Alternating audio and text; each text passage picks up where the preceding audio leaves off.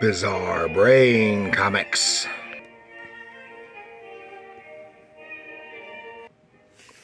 Hello, my comic book friends, and welcome to Bizarre Brain Comics. I am Gary, your host, and this is where I like to take a look at some older comics, talk a little bit about the characters and creators, and examine the stories and the art. Oh, and this time, this is a fun one. This is something most people say, what the hell? This is Archie Meets the Punisher, #1 and only. It's a crossover with Archie Comics and Marvel Comics from 1994. Was it 94 or was it 93? I'll take another look. I think I said 94. Yeah, 1994. 48 big pages, no ads except for the inside of the front cover has an Archie subscription ad, and the inside of the back cover has a Marvel subscription ad. It says, "I knew there'd be a chaperone, but this is ridiculous. The team up you thought would never happen. Archie and the Punisher wish you were right." This cover drawn by Stan Goldberg with Henry Scarpelli doing the inks on the cover. Not a bad rendition of the Punisher, as he might appear in Archie comics, but he doesn't appear that way here. Writer Lash, I think, did a great job at melding the two universes together into one coherent story without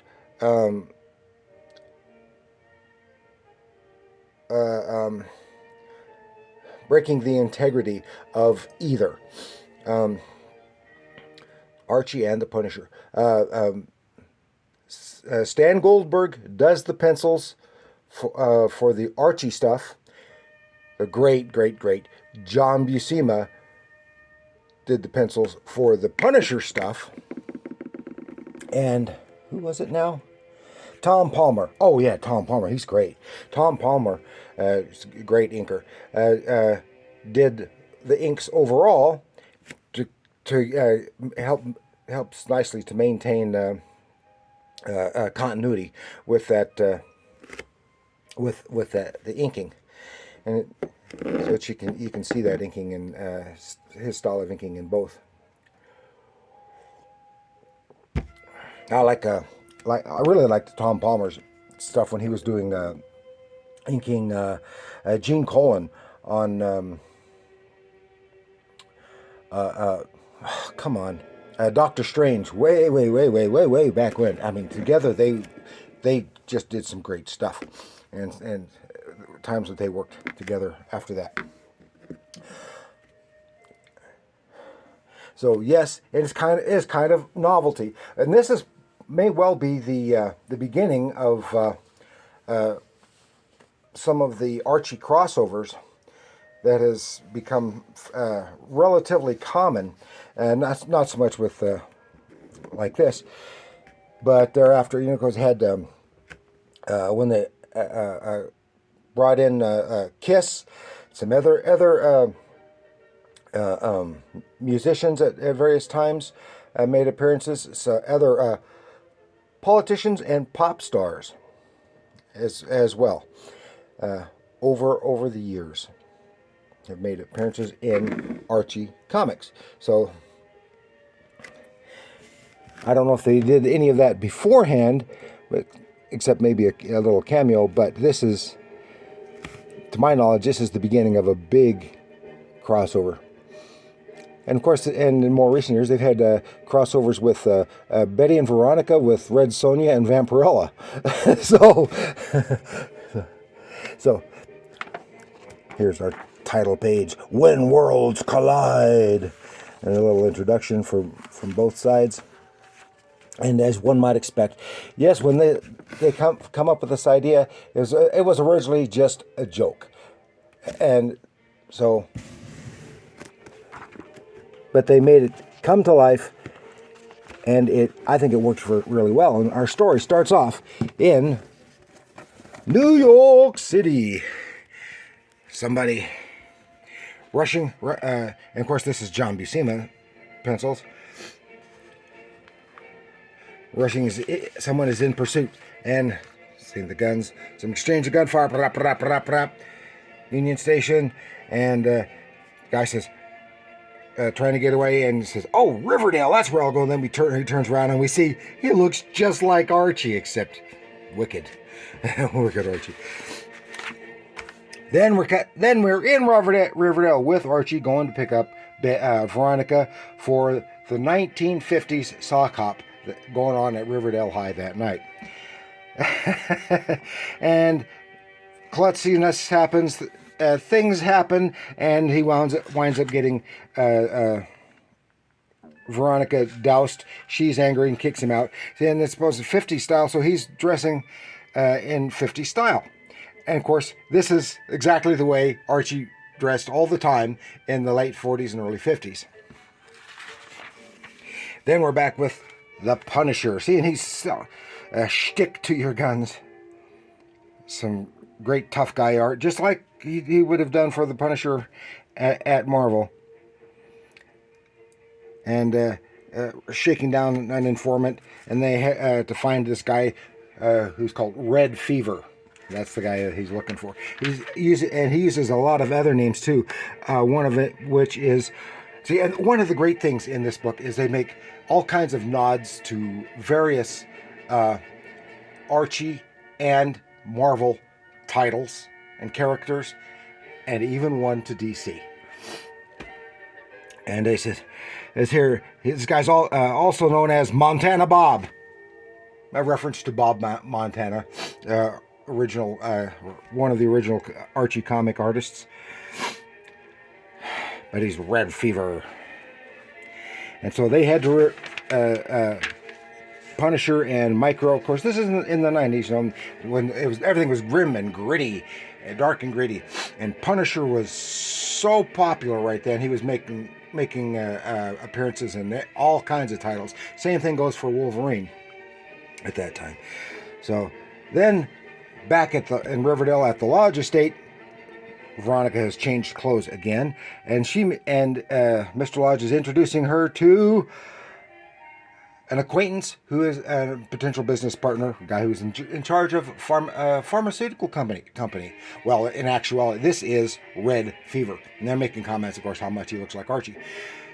And of course, Red Fever is actually a drug kingpin, and Punisher is after him, but Punisher's not the only one after him, but he thinks he's a legitimate businessman, and he talks Veronica into letting him escort her to the sock hop, and then Punisher is looking around Riverdale, and he's lamenting the life that he lost with the death of his family. He's very dark and broody, and that's just not uncommon.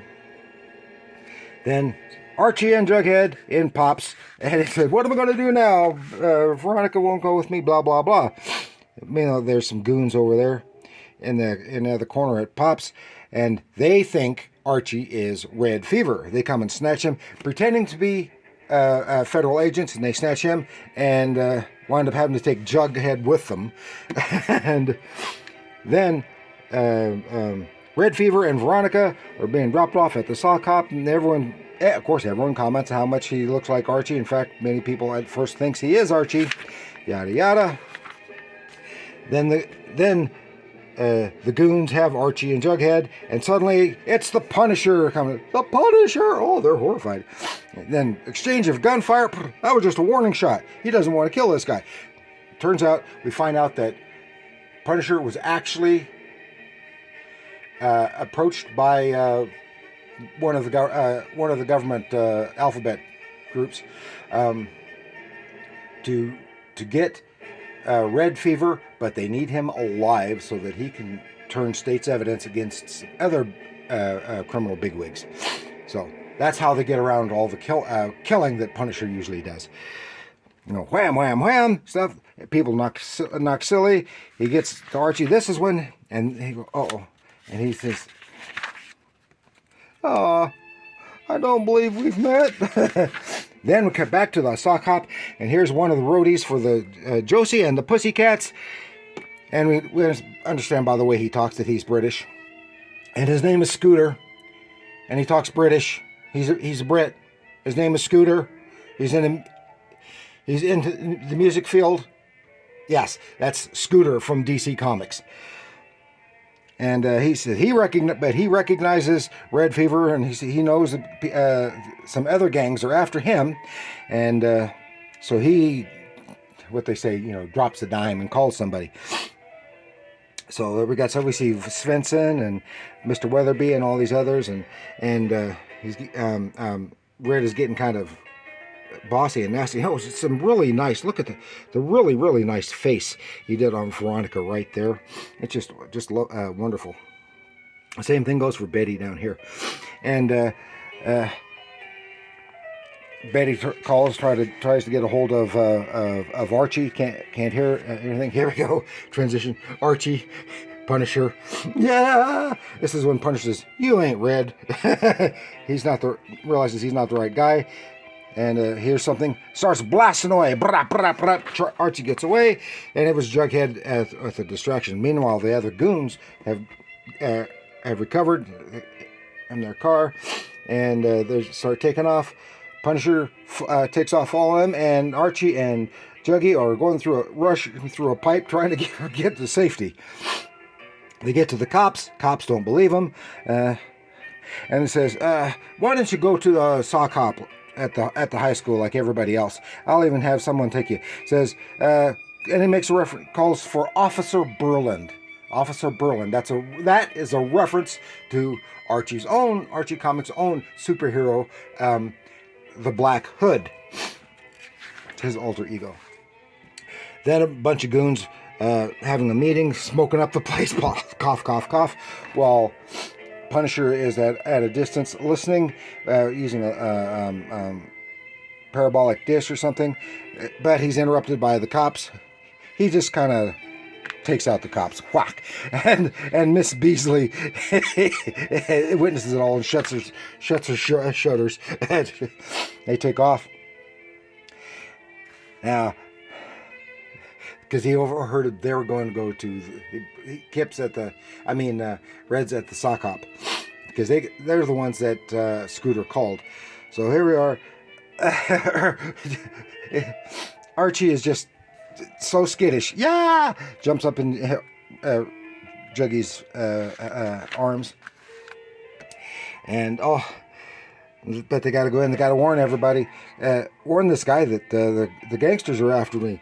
And the Punisher's after him, And here we're back. Punisher, he sneaked in the back, put on a sweatshirt over his normal costume, and he's brooding and thinking about the life that he has lost,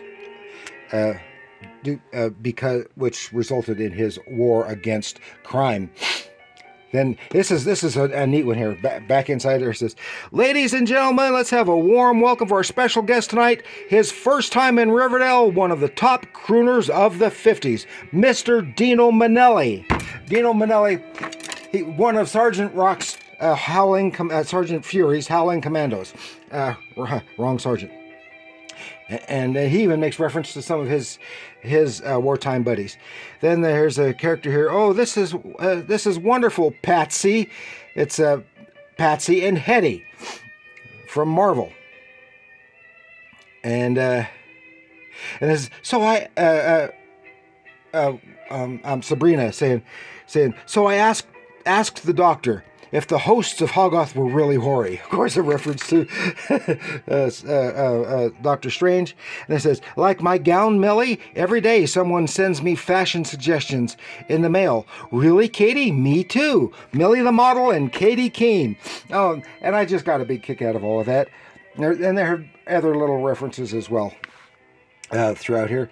The goons take over the catering job. The guys... Red Fever is trying to haul off Veronica when he realizes stuff's about to go is getting bad. Miss Grundy is kind of swept away by Frank Castle, and he thinks he's so good looking, so handsome, and when they think he's the new coach, new assistant coach, then Red Fever recognizes the Punisher, grabs Veronica, grabs a gun, and starts hauling her off.